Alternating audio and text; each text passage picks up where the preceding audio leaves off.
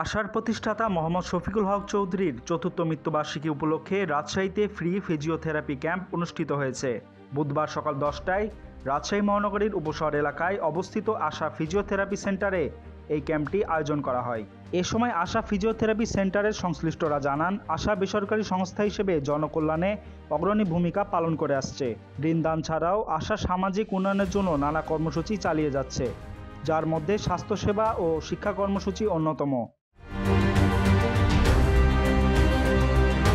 বিশেষ করে স্বাস্থ্যসেবা একটি অপরিহার্য সেবা এবং আশা এই সেবায় ভবিষ্যতে দেশে ব্যাপক ইতিবাচক পরিবর্তন আনবে, যা দেশের স্বাস্থ্যসেবা খাতে গুরুত্বপূর্ণ অবদান রাখবে। প্রধান অতিথির বক্তব্যে বলা হয়, আজ আমরা আশার প্রতিষ্ঠাতা প্রয়াত মোহাম্মদ শফিকুল হক চৌধুরীর চতুর্থ মৃত্যুবার্ষিকী পালন করছি। এই মহান ব্যক্তিত্ব তার জীবনের সবসময় সুবিধাবঞ্চিত মানুষের পাশে দাঁড়িয়ে কাজ করেছেন। তিনি একসময় তত্ত্বাবধায়ক সরকারের উপদেষ্টা হিসেবে দায়িত্ব পালন করেছিলেন। তার নীতি ও আদর্শের কারণে তিনি দেশ বিদেশে অমর হয়ে আছেন।